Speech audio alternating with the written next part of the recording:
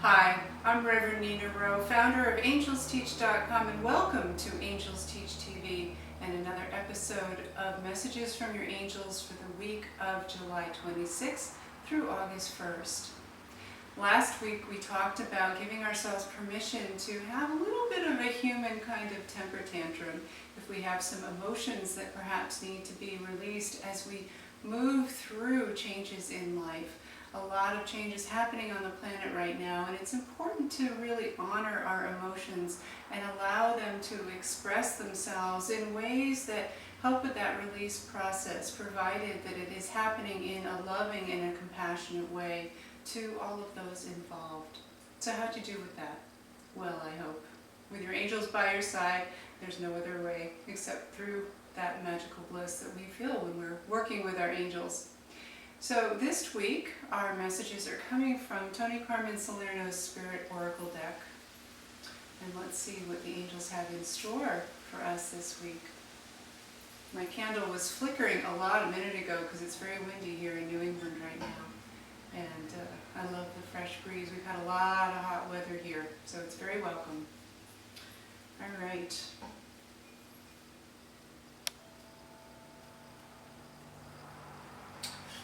The first card is the reflection card. Very interesting image on that one.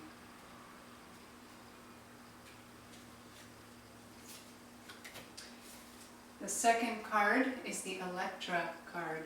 I actually got this card a couple times last week. I'm using my clairsentient sense to feel which card is right. And the third card is the Patience card. What's interesting to me is that the first thing I noticed is that I pulled the cards upside down. Now, people often ask me, what happens when you pull a card upside down? What does that mean? And my answer for that question is it really depends on what feels right to you. And I do know that when I was training with Doreen Virtue, she answered that question by saying that the Archangel Oracle deck that she designed had the intention built into it as she designed it that the card had a reverse meaning if it was pulled upside down, and that her other decks did not have that intention. So you certainly do need to take into account the intention of the author.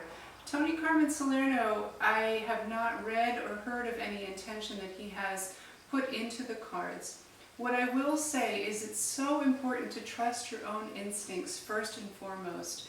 So even with that Archangel Oracle deck that I was talking about of Doreen's, if I pull a card and it's upside down and absolutely doesn't feel like the reverse meaning has anything to do with the message for me, then I'm not going to take that. I'm not going to own it. I'm just going to own what really feels right to me and what my angels are guiding me to believe. I certainly take it into consideration. I just don't necessarily go there.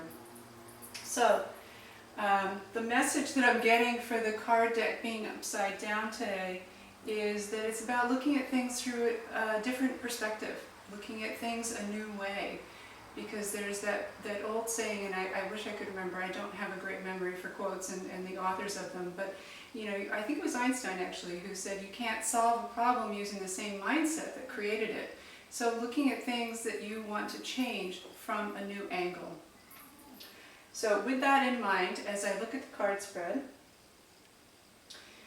the reflection card is a lot about opening. It's a lot about awakening. You see the eye on top, and the eye being a representation of the third eye, the clairvoyant sense, but it's just a part of it. It's just a part of the answer. A lot of times we can get stuck with the visual images, we can get stuck with what we're seeing, and jump to the conclusion that what we're seeing in our reality is the absolute truth. And the fact of the matter is it's just a piece of the pie here. So as we're opening to that awakening, I'm looking at the star at the bottom, which represents the 5 clairsenses. I talk a lot about 4 of them: clairvoyance, the seeing sense; clairaudience, the hearing sense; clairsentience, the feeling sense; and claircognizance, the knowing sense. There's actually a 5th sense that I teach more to my upper level students, and that's the clairbeing sense. And that is the sense, it's all about that understanding that we are part of a whole and that we are all interconnected. So when I look at this card, it's about awakening on a whole new level in a way that, yes, takes into account our current reality and the meaning of that, but also folds into that what we are creating with all of our other clairsenses, and what we are not just creating, but what we're being guided to do with all of those other clairsenses by our angels. So again, it's about awakening and using a new perspective to help us with that. The second card, the Electra card, the first thing I'm noticing is it looks like there's smoke coming out of her nose, and it reminds me of almost a dragon that's kind of waiting patiently, like waiting to create, because a dragon is a lot about creation. So it feels to me that it's about a spark of creativity. So taking into account the awakening in the first card, the second card about Electra, it's okay now that we have that awakening, we're ready to create that spark. We've been working with Archangel Jophiel in the Living with the Angels membership this month, who's all about creativity and beauty. And so it is very appropriate that we're being reminded that we need that spark, that passion to create. It's like trying to light a match without that surface to be able to strike it on, is the image that the angels are giving to me. Looking at the patience card, and the word patience, I always say that sometimes the words apply, sometimes they don't so much.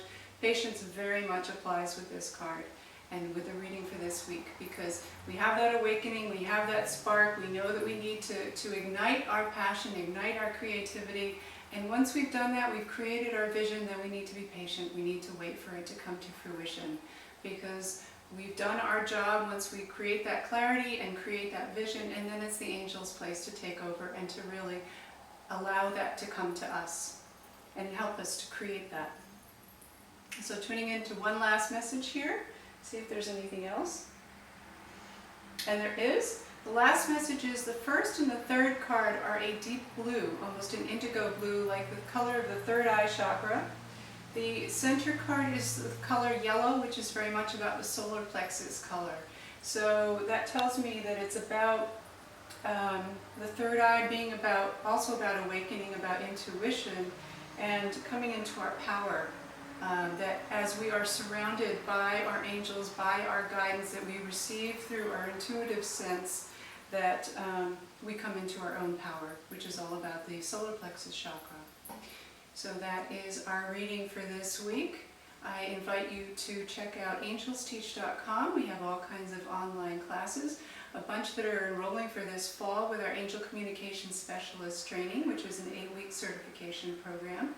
And we also have our Living with the Angels membership program that helps you to understand and to receive the messages in everyday life. I'm Reverend Nina Rowe. Thank you so much for joining me here today. My blessings of love, joy, and abundance to you. Be well.